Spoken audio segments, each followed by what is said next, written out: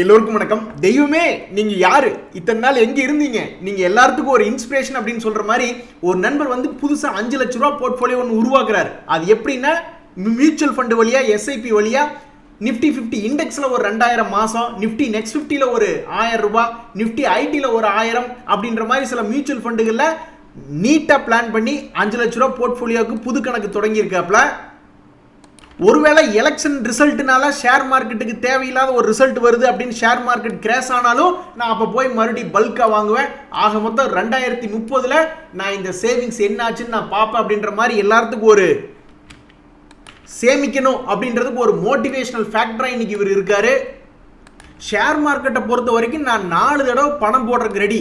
ஒரு 2000 ரூபாய், ஒரு 4 தடவை 8000 ரூபாய் ஒரு ஷேர்ல போடுறேன். அதுக்குள்ளேயே அதுல பணம் வந்துருச்சுன்னா ஓகே அப்படின்ற மாதிரியான ஒரு கான்செப்ட், சூப்பரான கான்செப்ட் ஒன்று இருக்கு.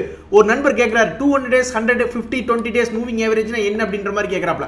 அதாவது இப்போ நீங்க ஒரு ரிலையன்ஸ் இண்டஸ்ட்ரீஸ் அப்படின்ற ஒரு ஷேர்ல வந்து அந்த 20 50 100 200 மூவிங் ஆவரேஜ் போடுறீங்கன்னா அந்த மூவிங் ஆவரேஜுக்கு மேல இருக்கிற வரைக்கும் நல்லா இருக்குன்னு அர்த்தம். ஸோ அப்போ அந்த 200 days மூவிங் ஆவரேஜ் ரொம்ப முக்கியமானது. அதுக்கு மேல இருக்கிற வரைக்கும் நம்மளுக்கு லாபம் தான். ஸோ இந்த வருஷத்துல பாத்தீங்கன்னா இந்த டிசம்பர் 2023க்கு மேல இவன் மேலதான் இருந்திருக்கான். அப்ப அந்த நாளை ஒன்னா போட்டீங்கன்னு வச்சுங்களேன், டிசம்பர் 2023 இந்த இடத்துல. ஸோ 200 days மூவிங் ஆவரேஜ் அப்படின்றது இதுதான். ஸோ எப்பெல்லாம் ஒரு ஸ்டாக் 200 days மூவிங் ஆவரேஜுக்கு மேல இருந்து கீழே 20 days மூவிங் ஆவரேஜ் வந்து தொடரானோ அப்போ ஒரு அட்டெம்ப்ட். அடுத்தது ரெண்டாவது அட்டெம்ப்ட் அவன் எங்காவது ஒரு 50 days மூவிங் ஆவரேஜ் வந்து தொட்டானா அது ஒரு ரெண்டாவது அட்டெம்ப்ட். அது எங்காவது மறுபடியும் கீழே இறங்கி 100 வந்துச்சுன்னா அது ஒரு மூணாவது அட்டெம்ப்ட். அப்புறம் 200 days மூவிங் ஆவரேஜ் 4, மொத்தம் 4 அட்டெம்ப்ட் வைக்கலாம். அதுக்கப்புறம் கீழே போச்சுன்னா தலையில கதற்கடை துண்டை போட்டு அவன் எப்ப மேல வருவானோ வரட்டும்னு சொல்லி உட்காந்துக்க வேண்டியதான். இந்த வகையில ஆவரேஜ் அப்படின்றது பண்ணோம்னா ஓரளவுக்கு நல்ல லாபம் அப்படின்றது வரக்கு வாய்ப்பு இருக்கு. இங்க பாருங்க, நல்லா புரிஞ்சுங்க. ரிலையன்ஸ் அப்படின்றது 200 days மூவிங் ஆவரேஜ்க்கு மேல இருக்கு. ஸோ அவன் எப்பெல்லாம் ஒரு 20 days மூவிங் ஆவரேஜ் பண்றானோ அப்போ ஒரு இடம் வாங்கி பார்க்கலாம். ஸோ இது லாபம். மறுபடியும் இப்போ இந்த இடத்துல ஒரு என்ட்ரி வந்திருக்கு, இதை வாங்கி நம்ம வித்திருப்போம். ரெண்டாவது இங்க ஒரு என்ட்ரி போயிருப்போம், அதுவும் லாபம். மூணாவது என்ட்ரி இங்க ஒன்று வாங்கியிருப்போம், அதுவும் லாபம். நாலாவது என்ட்ரி இங்க ஒன்று வாங்கியிருப்போம், அதுவும் லாபம். அஞ்சாவது என்ட்ரில மாட்டிட்டீங்க. இங்க வாங்கினதுக்கு அப்புறம் கீழே வருது. கீழே வரும்போது ஆவரேஜ் பண்றதுக்கு இன்னும் 2000 ரூபாய் இங்க போடணும். 100 days மூவிங் ஆவரேஜ்ல ஒன்று போடணும். ஸோ இங்க வாங்குனீங்க, அந்த ரெண்டு லாபம் ஆயிடுச்சு. இப்ப மறுபடியும் இன்னொரு முறை இப்ப புதுசா 2920 இப்ப வாங்குற மாதிரி வருது.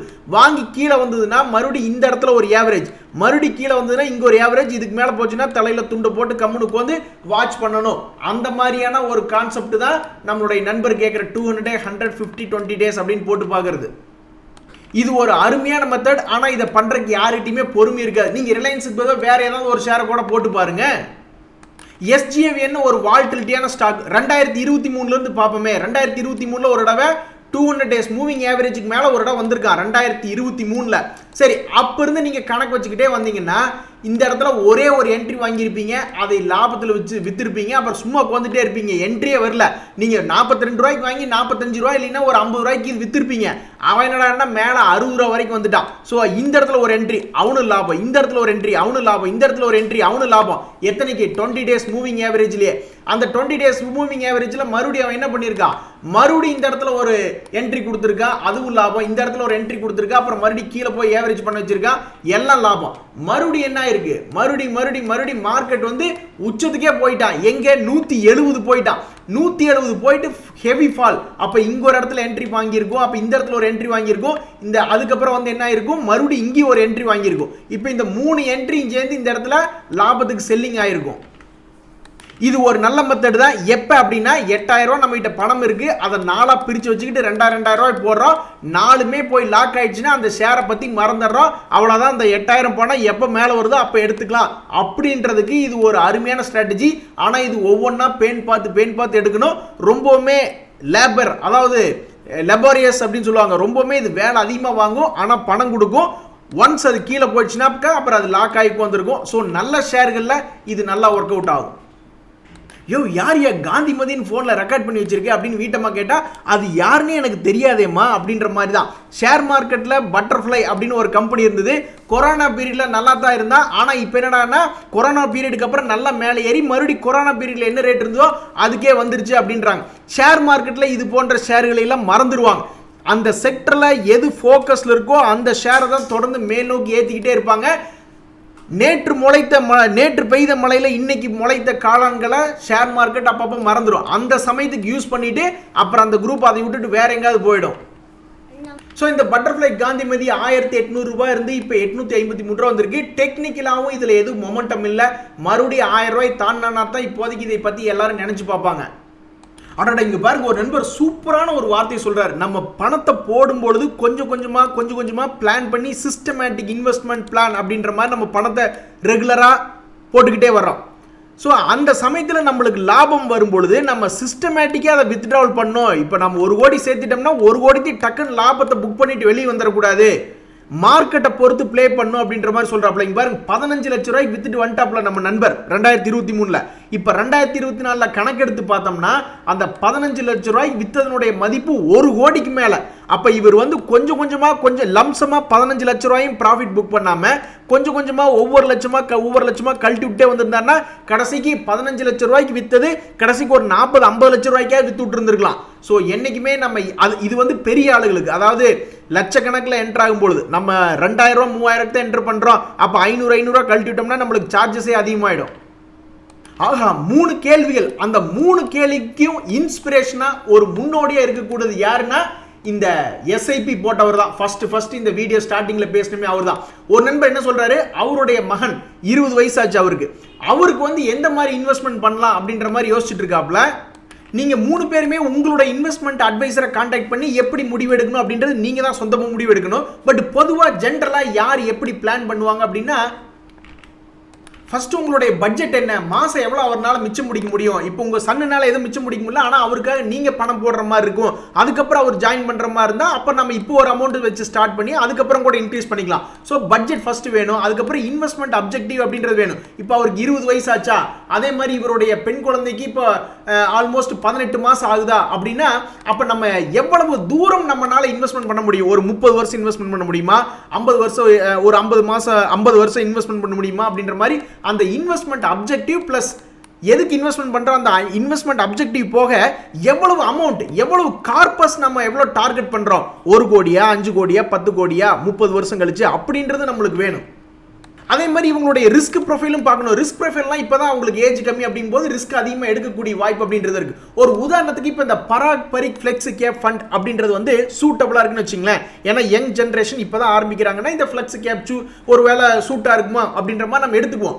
அப்படி ஒரு அசம்ஷன்ல பார்க்கும் பொழுது இவங்களுடைய பர்ஃபார்மன்ஸ் என்னன்னா கடந்த ஒரு வருஷத்துல ஒரே வருஷத்துல 40% சம்பாதிச்சிருக்காங்க. ஒரு உதாரணத்துக்கு நீங்க எஸ்ஐபி வந்து ஒரு மாசத்துக்கு 2000 ரூபாய் அப்படின்ற மாதிரி நீங்க போட ஆரம்பிச்சிருந்தீங்க அப்படின்னா, அல்லது ஒரு 1000 ரூபாய் அப்படின்ற மாதிரி போட ஆரம்பிச்சிருந்தீங்கன்னா அதனுடைய ரிட்டர்ன் அப்படின்றது 19% இருக்கும். ஒரு வருஷம், கடந்த ஒரு வருஷத்துல மாசம் 1000 ரூபாய் போட்டிருந்தீங்கன்னா கூட உங்களுக்கு இப்ப 14,000 ரூபாய் உங்க கையில இருந்திருக்கும். கடந்த ஒரு வருஷத்துல பார்க்கும்போது ஷேர் மார்க்கெட் நல்லா ஏறிட்டான். அப்ப சின்ஸ் இன்செப்ஷன் 10 வருஷத்துக்கு முன்னாடி இருந்து இவங்க என்ன பர்ஃபார்மன்ஸ் அப்படின்ற மாதிரி பார்த்தோம்னா 10,000 ரூபாய் போட்டு விட்டுருந்தோம்னா இப்ப 70,000 ரூபாய் இருக்கும். அப்போ 10 லட்ச ரூபாய் நீங்க அப்பவே நீங்க ஒரு என்ஆர்ஐயா இருக்கீங்க, 10 வருஷத்துக்கு முன்னாடியே உங்களால 10 லட்ச ரூபாய் போட்டுருக்க முடியும் அப்படின்னா 10 லட்ச ரூபாய் போட்டிருந்தீங்கன்னா இப்போ ஆல்ரெடி 70 லட்ச ரூபாய். ஆல்மோஸ்ட் இப்போ ரிட்டையர்மெண்ட்டுக்கு எல்லாருமே டார்கெட் பண்றது 1 கோடி தான் இந்த கரண்ட் சமயத்தில். ஸோ நீங்க 10 வருஷத்துல ஈஸியாக அதில் அச்சீவ் பண்ணியிருப்பீங்க. இந்த மாதிரி நீங்க உங்களோட இன்வெஸ்ட்மெண்ட் அட்வைசரை கலந்து ஆலோசிச்சு எப்படி சூஸ் பண்ணலாம் அப்படின்றத யோசிச்சு பாருங்க. ஆஹா, இங்க பாருங்க, முத்தா இன்னொரு அருமையான ஐடியா ஒரு நண்பர் சொல்றாரு. அதாவது நீங்க ஷேர் மார்க்கெட்ல ட்ரேடிங் பண்ணாலும் சரி, இன்வெஸ்ட்மெண்ட் பண்ணாலும் சரி, ஒரு ரீடெஸ்ட் பண்றப்ப, ஒரு சப்போர்ட் வர்றப்ப நீங்க ஒரு ஸ்டாக் எடுத்தீங்கன்னா மேக்ஸிமம் உங்களுக்கு லாபம் கிடைக்கக்கூடிய வாய்ப்பு இருக்கு அப்படின்றாரு. எனக்கு இதுல ஒரு நல்ல புரிதல் ஒன்று இருக்கு. அதாவது ஷேர் மார்க்கெட் லோல இருந்து சப்போர்ட் எடுத்து மேலே ஏறி வரும் பொழுது உங்களுக்கு வந்து ஒரு வருஷம் பொறுமையா இருக்கக்கூடிய திறமை வேணும். ஏன்னா அப்பதான் அந்த ஒரு வருஷத்துல இப்படி ட்ரேட் ஆகி திடீர்னு ஒரு 30-40% கொடுப்பான். ஸோ அப்போ அந்த லோ ரேட் சப்போர்ட் ரேட் எடுத்தீங்கன்னா லாங் டைம்ல நீங்க ஒரு வருஷமாவது உட்கார்ந்துருக்கிற பொறுமை வேணும். அதே மாதிரி இன்ட்ராடேல நீங்க சப்போர்ட் அப்படின்ற மாதிரி எடுக்கிறீங்க அப்படின்னா அது ஒரு 1% 2% அப்படின்ற மாதிரி கிடைக்கும். ஒரு ரீபவுண்ட் ஆகக்கூடிய ஷேரா இருந்தா ஆக மொத்தம் இன்ட்ராடேல எடுத்தாலும் கடைசி ஒரு 3.25 வரைக்கும் பொறுமையா இருந்தோம்னா மேபி பெரிய அளவுல கிடைக்கலாம். அதே மாதிரி ஒரு வருஷ அளவுல நீங்க வெயிட் பண்ணா இதுலயும் ஒரு 40-50% கிடைக்கிற மாதிரி இருக்கும். இவர் சொல்ற ஐடியா ரொம்ப சரியான ஐடியா. சப்போர்ட்ல எடுத்தோம்னாவே லாஸ் அப்படின்றது கம்மியாயிருது. அதே சமயம் நம்மளுக்கு டார்கெட் அப்படின்றது அதிகமாக கிடைக்கக்கூடிய வாய்ப்பு அப்படின்றது இருக்கு. நண்பர்களே, நீங்க டாக்ஸ் எக்ஸம்ஷனுக்காக நீங்க ஒரு மியூச்சுவல் ஃபண்ட் போட்டீங்கன்னா, டாக்ஸ் சேவர் ஃபண்ட்ல போட்டீங்கன்னா நீங்க வெயிட் பண்ணி தான் ஆகணும் 3 வருஷம். ஒரு நண்பர் வந்து 58,000 ரூபாய் எஸ்ஐபி மூலியமா சேர்த்திட்டு அதுக்கப்புறம் எஸ்ஐபி ஸ்டாப் பண்ணிட்டாப்ல. நீங்க எப்படி ஸ்டாப் பண்ணாலும் சரி எந்த ஒரு ஒவ்வொரு எஸ்ஐபியை கணக்கெடுத்துங்க. 3 வருஷம் கழிச்சு தான் அது லாக் ரிலீஸ் ஆகும். நீங்கள் இந்த குவாண்ட் சேவர் ஃபண்ட்லாம் நீங்கள் போட்டிருக்கீங்க அல்லது வேறு எந்த டேக்ஸ் சேவர் ஃபண்டில் போட்டிங்கனாலும் நம்ம மியூச்சுவல் ஃபண்டில் வந்து மிக அழகாக காயின், அதாவது ஜீரோதா காயினை பொறுத்த வரைக்கும் இங்கே போய் இஎல்எஸ்எஸ் ஸ்டேட்மெண்ட்டில் போய் மிக அழகாக நம்ம வந்து எந்த டேக்ஸ் சேவரில் ஃபண்டில் போட்டோம் அப்படின்ற லிஸ்ட் எடுத்துக்கலாம். அதை எடுத்து நம்ம அக்கௌண்டன்ட்டையோ ஆடிட்டையோ கொடுத்துட்டோம்னா அவங்க அதை யூஸ் பண்ணிக்குவாங்க எக்ஸம்ஷன் வாங்குறதுக்கு. இங்கே வருங்க, ஒரு நண்பர் என்ன சொல்கிறாருன்னா, உச்சாணி கொம்பில் போய், அதாவது ஷேர் மார்க்கெட்டில் கீழே இருக்கிறப்பெல்லாம் நீங்கள் ப்ரைஸை பார்க்கறது இல்லை, போய் உச்சாணி கொம்பில் போய் வாங்கி மாட்டிக்கிறதே உங்கள் எல்லாருக்கும் வேலையாக போச்சு அப்படின்ற மாதிரி சொல்லியிருக்காப்புல. உண்மைதான், மனம் போன போக்கில் ஓகே இவனை பார்க்கும்போது நல்லா மேலே ஏறிடுவான் அப்படின்ற மாதிரி தோணுது நம்மளுக்கு. அது எங்கேன்னா உச்சாணி கொம்பில் தான் தோணுது. கீழேயே அடிவாரத்தில் தோணி அதை எடுத்து 1 வருஷமாக வச்சிருந்து உச்சாணி கொம்பில் கொடுத்தோம்னா நம்ம கில்லாடிய. ஆனால் நம்மளுடைய மனசை வந்து எப்போ மேனிப்புலேட் பண்ணுறாங்கன்னா, இந்த உச்சாணி கொம்பில் வரும்போது தான் இன்னும் மேலே ஏறும் அப்படி இப்படி நியூஸ் விட்றாங்க. அதை நம்பி வாங்கும் பொழுது அப்புறம் அப்படியே கீழே விட்டுறாங்க. ஷேர் மார்க்கெட்டில் சாதிச்ச எல்லாத்தையுமே நீங்கள் போய் எடுத்து பாருங்கள். வாரன் பஃபெட் ஆகட்டும் அல்லது வேறு இன்னும் எத்தனையோ பேர் வேணாலும் நீங்கள் சொல்லுங்கள். இன்வெஸ்டரில் பொறுத்த வரைக்கும் எல்லாருமே என்ன சொல்கிறாங்கன்னா, போய் அடிமாட்டு ரேட்டில் வாங்கு.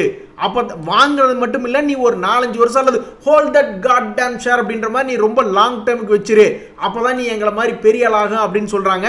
ஆனால் நம்ம எல்லாருமே அப்படியே ஆப்போசிட்டில் தான் பண்ணுறோம். சரி, அப்படித்தான் ஆப்போசிட்டில் பண்ணுறோமே. நம்ம ட்ரேடர்கள், மிகப்பெரிய ட்ரேடர்கள், ஜெஸ்ஸி லிவர்மோர் மாதிரி ஏதாவது மிகப்பெரிய ட்ரேடராவது ஆனமா அப்படின்னா அப்படி கிடையாது. ஸோ இப்படியும் கிடையாது அப்படியும் கிடையாது. ஷேர் மார்க்கெட்டில் என் பொருசுன்னு கச்சேரி பண்ணுற அப்படின்ற மாதிரி எந்தையாவது ஒன்று பண்ணிக்கிட்டு இருக்காங்க இந்த உச்சாணி கும்பில் வாங்குறவங்க. ஸோ பிளான் பண்ணி நல்லா சப்போர்ட்டில் வாங்குங்க. இங்கே ஒரு நண்பர் சொன்னார் பாருங்க, உண்மையிலேயே சூப்பரான ஐடியா. இந்த 200 days மூவிங் 150 20ன்னு இருக்கு. ஸோ அப்போ நம்மகிட்ட இருக்கக்கூடிய பணத்தை, அது 1 லட்சமாக இருக்கட்டும் அல்லது 5000 இருக்கட்டும், எத்தனையோ பணம், அதை 4ஆக பிரித்து வச்சுக்கணும். ஃபர்ஸ்ட் அட்டெம்ப்ட் 20 daysலேயே எடுக்கிறோம். நல்ல ஷேராக இருக்கும் பட்சத்தில் இங்கே ஏவரேஜ் பண்ணுறதுக்கு தேவையே இருக்காது. அவன் பாட்டுக்கு லாபம் கொடுத்துக்கிட்டே இருப்பான். கொஞ்சம் சுமாரான ஷேராக இருக்கும்போது 50 100 200 நீங்கள் சப்போர்ட் எடுத்துகிட்டு ஏதாவது ஒரு இடத்துல மேலே ஏறி வந்துடுவான். இப்போ நம்ம இந்த ஹெச்டிஎஃப்சி பேங்க் பார்ப்போமா? இதுதான் 200 days moving average. So HDFC bank மேலே போனதுக்கப்புறம் கீழே ரீட்ரேஸ்மெண்ட் ஆகும்போது யாராவது ஒருத்தர் இந்த இடத்துல வாங்கியிருந்தாங்கன்னா அது லாக்கு தான், ஏன்னா மேலே வரவே இல்லை. அப்போ ரெண்டாவது இந்த இடத்துல ஒரு அட்டெம்ப்ட், இங்கே ஒரு 2000 ரூபாய்க்கு வாங்கியிருப்பாங்க, இங்கே ஒரு 2000 ரூபாய்க்கு வாங்கியிருப்பாங்க. மொத்தம் அவங்களுடைய பிளான் 8000 ரூபா. கீழே வரும்போது வாங்கியிருக்கவே மாட்டாங்க, ஏன்னா 200 days மூவிங் ஆவரேஜ் கீழே போச்சுன்னா வாங்குறதுல புத்திசாலித்தனமே இல்லை. இப்போ மறுபடியும் அவங்க வாங்கின ரேட்டே ஆல்மோஸ்ட் பக்கம் வந்துருச்சு. ஸோ இதுக்கு முன்னாடி என்ன ஆயிருக்கு அப்படின்ற மாதிரி நம்ம பார்த்தோம்னு வச்சுங்களேன், இங்கே ஒரு 200 days மூவிங் ஆவரேஜுக்கு மேலே ஒரு இடம் போயிருக்கும். அடேங்க அப்பா, இறங்கவே இல்லை. Oh my god, HDFC bank இங்கே ஒரு இடம் 200 days மூவிங் ஆவரேஜுக்கு மேலே இதுக்கு மேலே போயிருக்கான். இதுக்கு மேலே போனதுக்கப்புறம் இங்கே ஒரு அட்டெம்ப்ட், அடுத்தது இங்கே ஒரு அட்டெம்ப்ட், இந்த 2 அட்டெம்ப்ட் சேர்ந்து இங்கே லாபம் கொடுத்துட்டான். அதுக்கப்புறம் இங்கே ஒரு அட்டெம்ப்ட், அடுத்தது வந்து இங்கே ஒரு அட்டெம்ப்ட், இந்த 2 அட்டெம்ப்ட் சேர்ந்து இங்கே லாபம் கொடுத்துட்டான்.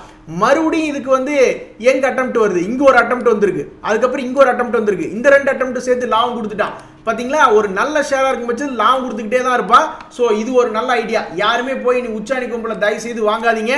வாங்கினா இந்த மாதிரி திட்டுறக்கு ஒரு 4-5 பேர் இருந்தாங்கன்னு வச்சிங்களேன், நம்ம அந்த தப்பை பண்ண மாட்டோம். இங்கே பாருங்க, இன்னொரு நம்பர் காலா குளோபல் ப்ராடக்ட்ஸ். இது வாயிலே நுழையாத ஒரு பெயரா இருக்கு. அதை போய் 78 ரூபாய்க்கு 2022 வாங்கியிருக்காரு. எதனால வாங்கினாரு? ஒரு உணர்ச்சியின் வேகத்தில் வாங்கியிருப்பாரு. ஒருவேளை மேலே போயிட்டே இருந்தால் என்ன பண்ணுறதுன்னு. அதுக்கப்புறம் பார்த்தா 78 ரூபாய்க்கு இருந்த பங்கு இப்போ 3000 ரூபாய்க்கு வந்துடுச்சு. 78,000 ரூபா பக்கம் நஷ்டம் அப்படின்ற மாதிரி பார்த்துக்கிட்டு இருக்காங்க. இதெல்லாம் வந்து எந்த மாதிரி சினாரியோ அப்படின்னா, தலைக்கு மேலே தண்ணி போயிடுச்சு, இனி ஜான என்ன முளம் என்ன அப்படின்ற மாதிரியான ஒரு கண்டிஷன் தான். இதை எப்படி என்ன பண்ணி கொண்டு வர முடியும் அப்படின்றது என்னை பொறுத்த வரைக்கும் ஒரு இன்சூரன்ஸ் கம்பெனிஸில் நான் அதாவது இன்சூரன்ஸ் கம்பெனிஸில் நான் வேலை பார்க்கல, இன்சூரன்ஸ் சாஃப்ட்வேர் சம்மந்தப்பட்ட கம்பெனியில் வேலை பார்த்துட்டு இருக்கீங்கள, அவங்க ஏதாவது ஒரு இன்வெஸ்ட்மெண்ட் பண்ணுறாங்க, அந்த கம்பெனி கும்பா பாடி திவால் ஆயிடுது அல்லது டீலிஸ்ட் ஆயிடுச்சுன்னா அதை நஷ்ட கணக்கில் எழுதுறாங்க. அந்த மாதிரி நம்மளும் ஒரு நஷ்ட கணக்கில் எழுதிட்டு போக வேண்டியதான். இன்றைய தகவலாம் உங்களுக்கு உதயாதுன்னு எனக்கு சந்தோஷம் தான். ரொம்ப நன்றி, வணக்கம்.